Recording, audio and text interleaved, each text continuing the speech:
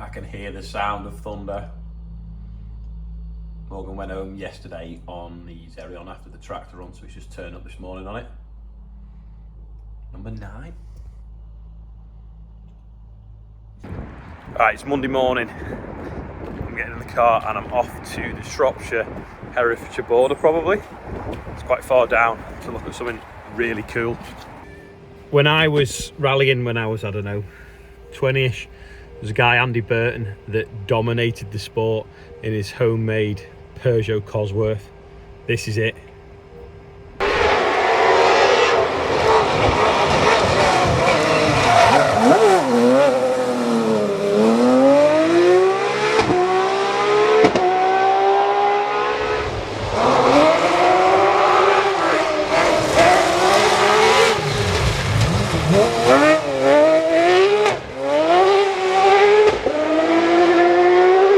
Isn't that nuts? Anyway, he's an amazing engineer and he's been building some cool stuff for his farm. So we're going to go and have a look at some of it now.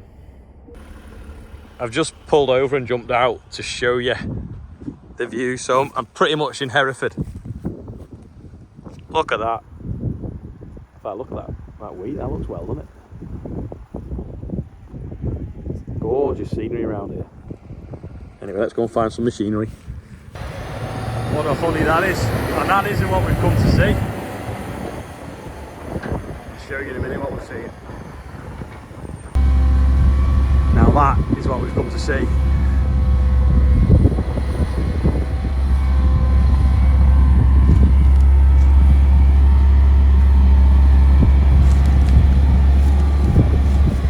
It's the only thing you can use to get maize off with conditions like that.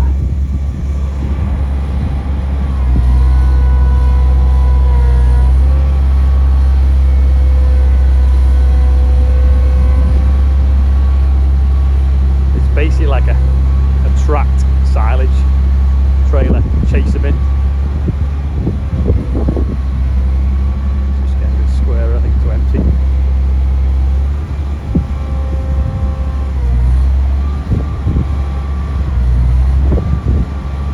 Got to be pretty close. Don't think he wants to spill any while I'm watching.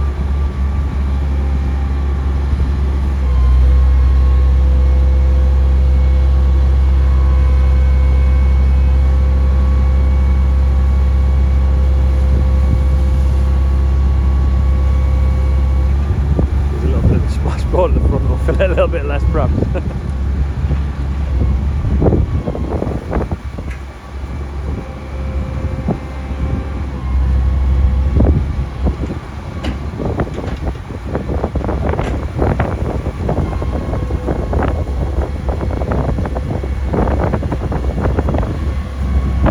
The trailer side, move over to let it fit in. Jump on it, get a lift to the harvester. Forager there just standing up really well.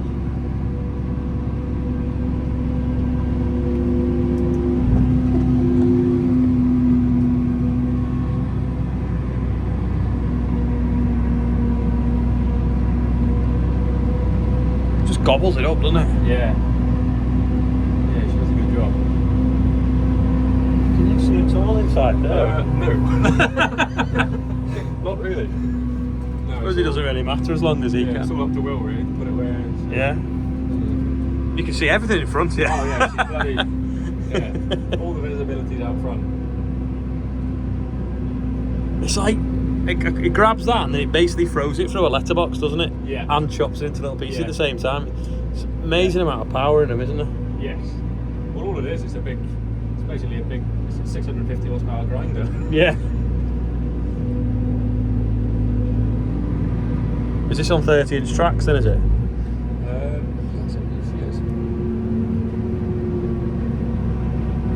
That's an Amazon header, is it? Yes, it's a Crone header.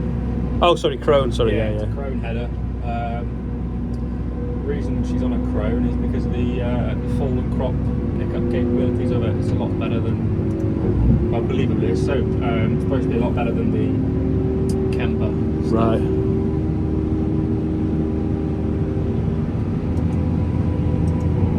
Flying now. Yeah. Snowing. Yeah.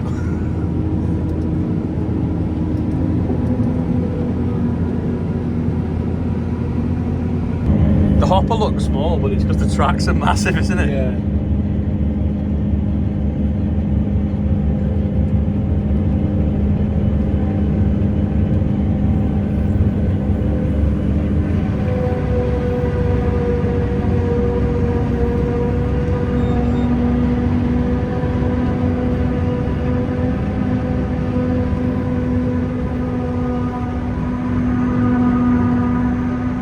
Amazes me how it throws it all through that little hole about the size of that toolbox. Yeah. And shreds it. Down to about 5 mil. 5 mil.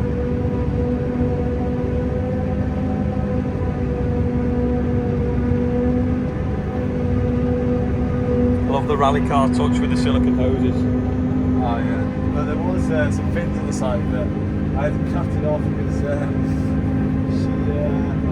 couldn't start to the one that it cut off. The other side's got, I think it's got still on. That's the exhaust, I didn't realise. Yeah, Dad would have to tell. He loves a bit of American hot rod. So, Side exhaust. Any side, any chance of doing anything like that. That's pretty much full now, but threaded so light. Knows this on oversized tyres as well.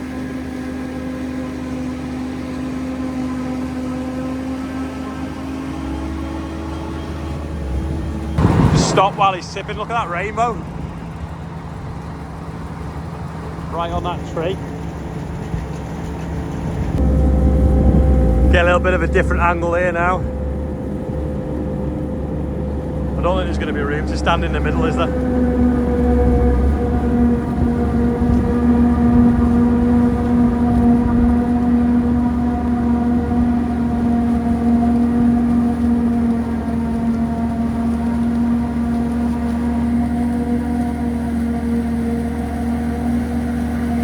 Singing.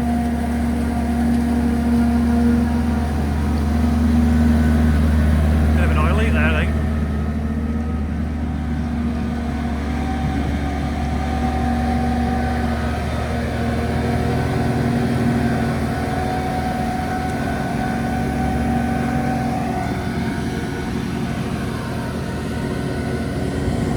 Tracks are ideal, aren't they? You can see how wet it is. It's soft. Just floating along. They've actually modified the wheel rims on that harvester to put wider tyres on it.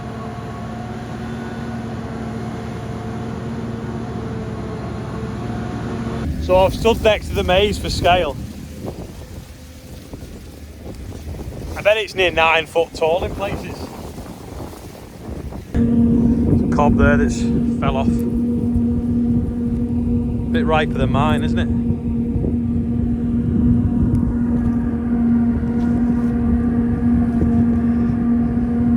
You're grunting up the hill now.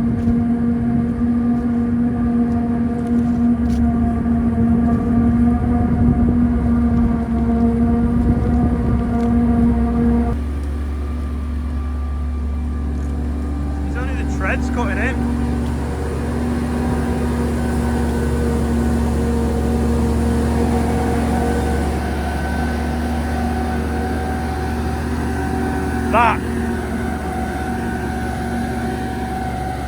That is how you harvest maize without making a mess.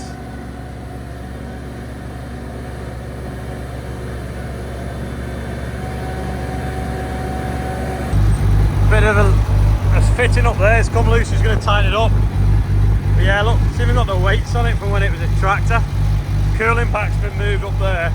Cab can go up and down, it's got suspension. And then that's where the cab used to mount.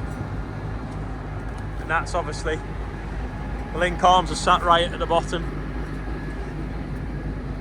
So originally it was built for harvesting apples. So they windrow the apples between the shake the trees, the apples would fall off, put it in a row, and as it come along, it'd come up the back in a conveyor and fill the hopper. And the hopper then tips. But because it's been so wet for maize, they're using it to harvest maize. Anyway, they're just going to tighten this plug up now. It's fitting. One of the fast tracks here karting. Got a fleet of fast tracks, all black on oversized tyres. It's a beast. And there's the 936. You wouldn't want to do that under a pylon, would you really? It does go quite high. This is inside the hopper, so it keeps a little bit in, but that's because it's obviously designed for apples. There's all the maize cracked.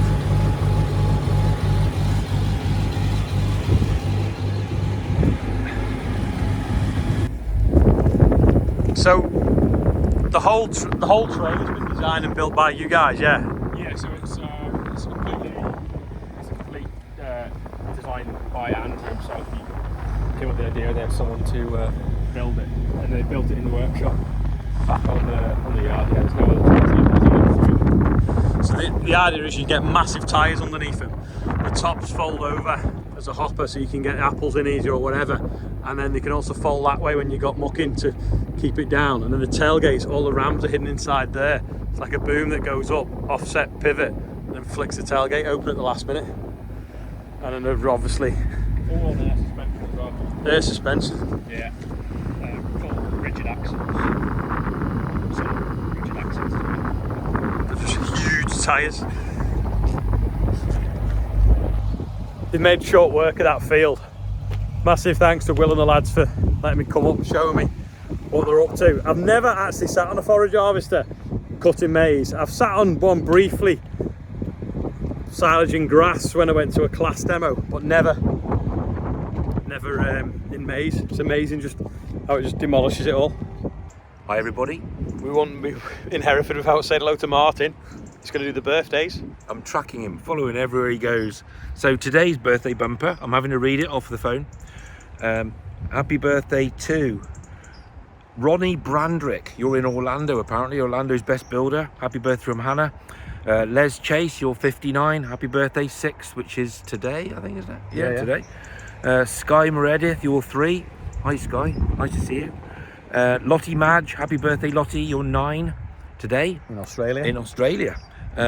Ollie Hone, another Ollie, 27-year-old Ollie. Mark Green's 41. I know a Mark Green, I think it's a different one, maybe. Xander Hall, he's 6 today and he watches videos every day, bless him. 51, Trudy Larkworthy from Alfie and Rory. George Coulson, he's 6 today, happy birthday George. Tom Beer, you're 12, hi Tom. Fred Lamming, 49 today, wherever you are. And Claire Corkill, happy birthday to you. Total today, 51,277. It wouldn't be me if we didn't mention Tony Hall.